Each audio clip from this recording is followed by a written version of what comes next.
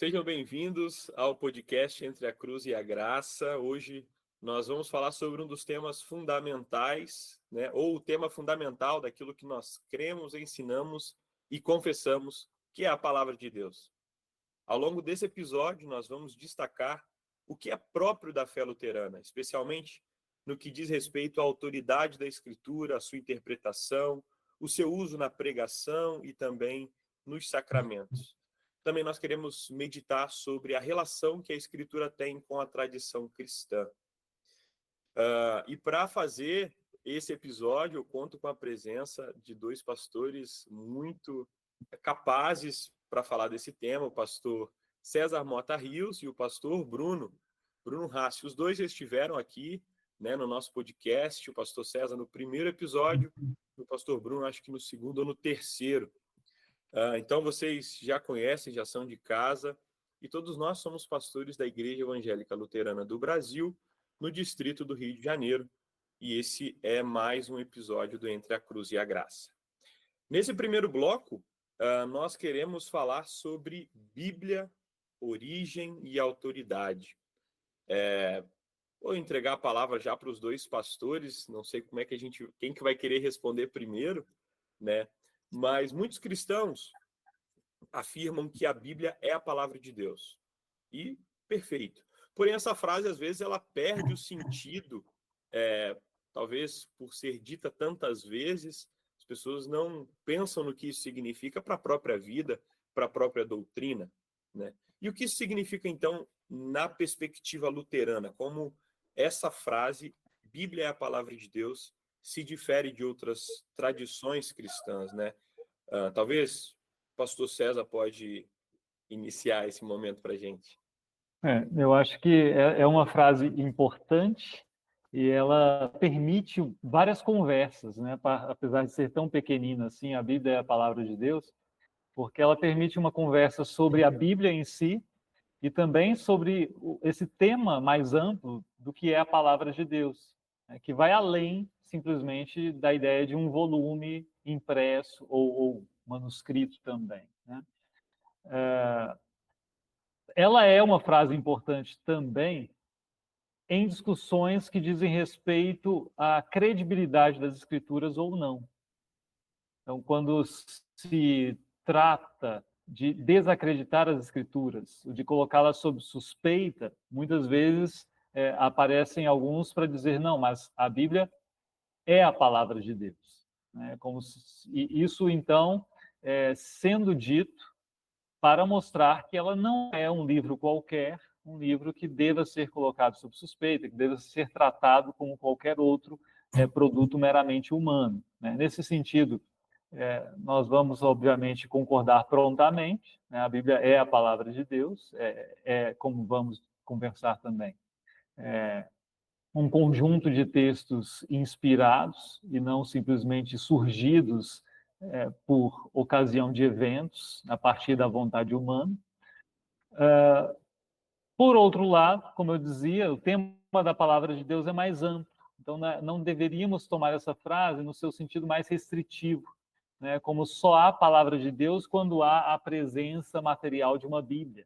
Então, assim, não havendo uma Bíblia, não há a palavra de Deus. Isso não é verdade, A palavra de Deus, ela existe além das páginas da Bíblia. Claro que isso pode soar um tanto polêmico, mas a gente pode conversar sobre isso adiante, Quem sabe o Bruno não complementa aí. Então, acho que isso que o pastor César fala, essa distinção, ela é bastante importante. Então, em primeiro lugar, a gente considerar o sentido mais óbvio e mais natural, no sentido assim de que, ok, este texto, ou esse conjunto de textos, esse conjunto de livros, eles são inspirados e eles são o testemunho infalível da vontade de Deus para a salvação humana. Então, nesse sentido, eles não podem ser colocados sob suspeita, etc., mesmo que para o seu estudo, envolva todos os processos históricos, processos, enfim, lógicos, gramaticais, etc., mas tudo isso carrega e transmite aquilo que é a palavra de Deus, que é o seu conselho para a nossa salvação. Agora, como o pastor César bem colocou, a Escritura, ela a escritura que eu uso para falar, então, o registro da palavra de Deus não esgota a palavra de Deus, né? Especialmente se a gente olha do ponto de vista histórico. A palavra de Deus, como verbo pronunciado, é anterior ao próprio registro da escritura, né? Então, por exemplo, quando Deus disse haja luz, não foi primeiro registrado haja luz e depois Deus disse. Mas Deus disse antes haja luz. Então a palavra de Deus ela é algo que está aí na realidade, né? Foi ela que fez os céus, etc. Trazendo para um exemplo, ou vamos pegar o exemplo da própria revelação da Torá, né? Deus primeiro apareceu, Deus primeiro fez todos os seus feitos. Deus primeiro se revelou a Abraão, se revelou a Moisés, etc. Isso depois foi registrado. Se nós trazemos para um exemplo mais próximo, por exemplo, Jesus antes discursou, antes falou, depois essas coisas foram registradas e, obviamente, autoritativamente, inspiradamente pelos apóstolos, né? Então isso é muito importante, é muito importante. E tem implicações diretas na maneira como a gente vê outros aspectos da igreja, como, por exemplo, os próprios sacramentos. Os sacramentos, o batismo, a Santa Ceia, se queremos considerar aqui a absolvição também, eles não são um subconjunto da palavra escrita, né? Mas eles próprios são palavra de Deus, visível na realidade, né? Então, a própria proclamação da fé, ela é anterior ao registro dela, né? E, a rigor, a palavra de Deus é o próprio Cristo, é uma pessoa, né? A palavra de Deus, se a gente quer assim, na sua forma máxima, vamos dizer assim, é uma pessoa, que é Jesus. Então, tudo isso não invalida essa afirmação de que a Bíblia é a palavra de Deus, continua sendo verdade, mas a gente tem que olhar com um olhar um pouco mais amplo, né? Então, quando, por exemplo, o apóstolo João diz que a palavra de Deus, o verbo de Deus, se fez carne, né, ele está falando não de uma letra, né, não de uma página, não de um papiro, né, mas está falando da própria segunda pessoa da Trindade, né? Então, acho que isso é importante a gente colocar. Só uma coisa curiosa, né? Quando o pastor Bruno comenta sobre a palavra ser anterior, né, e até menciona a criação ali, curiosamente tem uma tradição judaica que diz o contrário, que Deus consultou a Torá quando se dispôs a criar o mundo. Claro que isso é um nó na cabeça, de certa forma, mas mostra como pode chegar a um extremo essa coisa de querer exaltar o texto, né? Então você praticamente coloca Deus precisando consultar o texto que, na verdade, ele inspirou posteriormente. Agora, isso quanto à proclamação, é muito importante você pensar, né, que você, sem uma Bíblia, mas carregando a mensagem do Evangelho, você está carregando a palavra de Deus, né? Fazendo Cristo chegar às pessoas, você está comunicando a palavra de Deus, mesmo que você não cite um versículo bíblico, né? É claro que a gente vai precisar pensar um pouquinho, mas eu lembro lá de Paulo aos Efésios, quando fala da armadura, né, que o cristão vai vestir, e isso a gente vê desenho de escola bíblica muitas vezes, e ele menciona a palavra de Deus, né?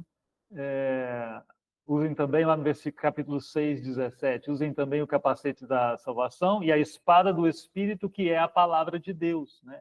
E a expressão palavra de Deus ali, ele usa a rema theu, né? E rema theu nunca é usado para se referir à escritura, né? Não é uma expressão no Novo Testamento, em geral, para se referir à Bíblia, à Escritura. Então, não é para a gente desenhar um bonequinho com a Bíblia e apontar assim, aqui é a espada, né? Eu já até conhecido pentecostal que andava com a Bíblia. Tá com a Bíblia? Não, claro, sempre com a espada, né? Assim, não é a Bíblia, né? Paulo não está falando da Bíblia, ele está falando dessa mensagem, dessa palavra que nos chegou, que alimenta a nossa vida e que nós comunicamos, e que, é claro, a Bíblia é muito importante, né? Até para a gente poder saber até que ponto essa proclamação é realmente proclamação da palavra de Deus, né? Nós temos esse registro, então, que nos serve de parâmetro muito claro para dizer, não, isso aí é só uma opinião dessa pessoa, não tem nada a ver com a palavra de Deus, né? Ou poder dizer assim, não, de fato, ele está pregando a palavra de Deus, né? Então, nesse sentido, o registro é fundamental também. Pensando exatamente nessa questão dessa liberdade ou desse poder de proclamar o evangelho sem a Sagrada Escritura, né, sem a letra, eu gostaria de pensar um pouquinho sobre a inspiração, né? o Espírito Santo inspirou as Sagradas Escrituras, e nós cremos também que ele inspira todo aquele que proclama a palavra de Deus, né? Então, talvez falar um pouco sobre a produção do sermão, né? Mas também na conversa que um membro pode ter com o outro. É o mesmo agir do Espírito Santo, é a mesma inspiração, é o mesmo mover que houve lá com Mateus ao escrever, né, o Evangelho, e com os pastores na hora de escrever aí o sermão de domingo? Olha, acho que a gente classificar assim o mesmo mover, eu não sei se a gente conseguiria classificar. A gente sabe dizer que é o mesmo espírito, né, que opera. Agora, se o modo que ele agiu é o mesmo, isso a gente já não tem como distinguir exatamente, mas eu arrisco dizendo que não, né? Até porque, no caso dos apóstolos e dos santos profetas, eles foram inspirados num modo peculiar, que é um modo que é infalível. Então, a Escritura, ela, naquilo que, que se ordena a nossa salvação, né, que tende à nossa salvação, ela é completamente infalível, né? Então, você não tem como... o meu discurso, digamos assim, pode ser impreciso, né, na hora de comunicar, de repente, uma verdade ali, etc. Né? E claro que a gente conta com o auxílio do Espírito Santo. Falando aqui num testemunho pessoal, né? Mesmo no sermão, o pastor, então, ele também, de repente, pode, não que isso não aconteça, mas pode acontecer, né? De às vezes usar uma expressão infeliz ali, que de repente não vai comunicar exatamente. Não é o caso com a Escritura, né? A Escritura, e aí a gente já acaba, querendo ou não, tocando em como ela se relaciona com o resto dos discursos e das autoridades, né? Ela é a norma que rege tudo. Então, ela é o parâmetro supremo. Então, tudo tem que se adequar a ela, né? Então, a gente, embora seja animado e movido pelo mesmo espírito, o modo da nossa comunicação não é, ou digamos assim, a propriedade da nossa comunicação não é a mesma, por exemplo, do apóstolo, quando ele vai comunicar, né? Então, aquilo que a Escritura apresenta para nós é infalível e a norma absoluta de fé, vida e tudo mais.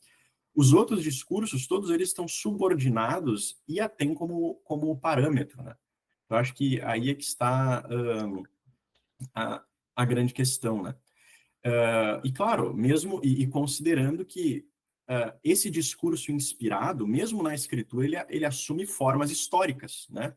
Então, no Antigo Testamento, se assume ali uma visão de mundo do Antigo Testamento, se assume palavras, conceitos do Antigo Testamento, mas que expressam infalivelmente aquela verdade divina. No Novo Testamento são usados uma outra visão de mundo, ou pelo menos tem influência de uma outra visão de mundo, que é a grega, com outras palavras, com uma outra maneira de ver o mundo e de descrevê-lo, mas que também, por esse veículo humano, que são as palavras e a visão de mundo de uma cultura, transmite infalivelmente a palavra de Deus, né? Então, a dimensão divina e a humana, que é o veículo para isso. Mas há esse aspecto da infalibilidade, né? Quanto que nos demais discursos, como o nosso testemunho e nosso sermão, eles não têm. Eles podem ter, digamos assim, algo que eu chamo aqui de... Eles podem ter uma certa inerrância, no sentido assim, eles não erraram, mas não que eles são inerráveis, né? Então, eu posso, de repente, falar uma mensagem e não, ela está completamente certa, né? Ela não está errada, mas não quer dizer que ela era impassível de errar, né? A Escritura não, a Escritura, ela não erra e não pode errar, né? E pensando que Deus não assumiu esse compromisso, né, de que todos os sermões pregados na igreja seriam estritamente corretos. Então, penso assim, se acontecer, eu não vou dizer que assim, é impossível que o Espírito Santo haja assim, para inspirar o seu sermão para uma necessidade da congregação e realmente ele mova o seu coração para escrever aquilo que ele quer. Eu não vou dizer que isso é impossível de acontecer. Quem sabe, em algum momento especial, ele não queira fazer isso. Mas mesmo que aconteça como hipótese, eu vou dizer que não é a mesma coisa, porque o objetivo não é o mesmo. O objetivo, no caso das Escrituras, era de fato estabelecer um registro para a igreja pelos séculos vindouros. Isso é meio perceptível, né? No caso de uma mensagem, não seria isso, né? Porque ela nunca seria canônica, ela nunca entraria para o cânone, né? A gente não saberia. E eu não poderia dizer que isso aqui é inspirado. Aqui tem uma coisa que eu acho que é importante. A gente não vê pastores dizendo isso. O Senhor me deu essa mensagem, pastores luteranos, o Senhor me deu essa mensagem. Mas a gente vê muitos compositores dizendo isso. O Senhor me deu essa música.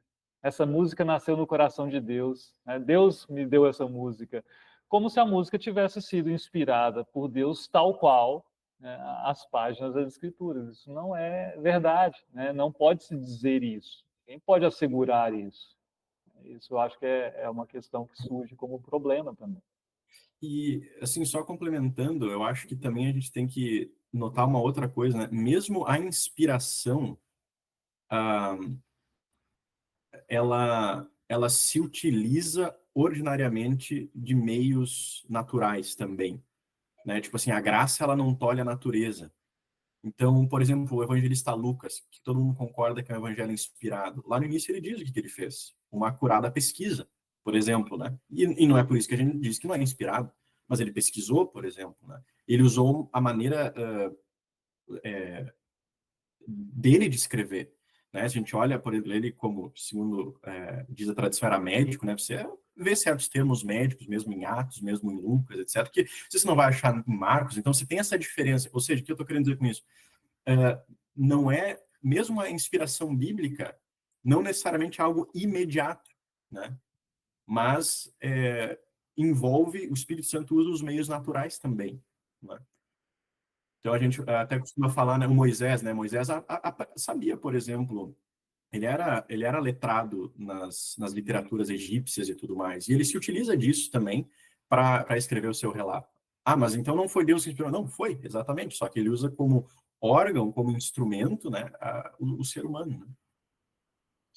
A minha pergunta, né, porque é, essa, essa fala, ela mostra uma clara distinção, né, da igreja luterana diante das igrejas modernas, né, principalmente nos círculos evangélicos, e talvez até uma distinção com relação ao magistério católico, né, que vai trabalhar a autoridade da escritura em paralelo ali com a tradição, né, em contrapartida no círculo mais evangélico, né, eles têm essa questão de uma revelação direta, né, por vezes até superior às Sagradas Escrituras, né? Então, eu percebo que fora da igreja luterana, fora da doutrina luterana, acontece esses dois extremos, né? Não sei se vocês enxergam essa mesma coisa. Não, é verdade, eu acho que existem diferenças, assim, elas, por vezes, não são pequenas, né, se a gente compara, vamos dizer assim, essas duas tendências, que são as que estão mais próximas da gente, né. Então, de um lado, eu acredito que existe uma visão que a gente poderia chamar assim, que que somente o texto da escritura tem alguma utilidade, digamos assim, e o resto é completamente indiferente, né? E, por outro lado, se atribui, que o resto a gente atribui, talvez poderia chamar de a tradição, né? E aí a gente tem que ver o que a gente quer dizer com tradição. E, por outro lado, você tem uma valorização desmedida da tradição que, às vezes, acaba se não explicitamente, talvez tacitamente entrando em conflito com a norma da escritura, né? E eu acho que é importante a gente colocar isso, né? Na nossa doutrina a gente distingue claramente, né? A gente chama a escritura de uma norma que regula, é a norma que regula todas as coisas, né? E existe, então, caso mais específico, uma norma que é regulada. No caso, a gente chamaria assim as confissões, né, as nossas confissões, né? Então, elas são reguladas pela Escritura. E o resto da tradição, aqui entendido como a tradição eclesiástica, são, digamos assim, testemunhas, né, da verdade. São testemunhas e luzes da verdade.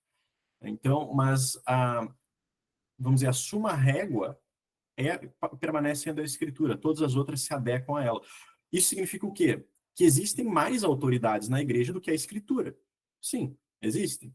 Só que somente a escritura é infalível e somente ela é a régua das réguas, digamos assim, né? Então a gente vai ter outras autoridades, como por exemplo, nossas próprias confissões, né? Que são regidas pela escritura, são testemunho e exposição delas.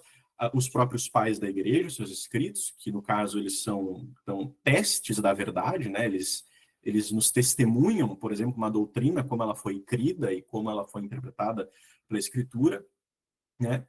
Mas eles, no caso, são usados com critério, né? Eles são lidos com critério, que é o critério da escritura. Sempre que eles concordam com ela, eles confirmam e testam e provam a verdade, e quando discordam, a gente sempre segue a escritura, né?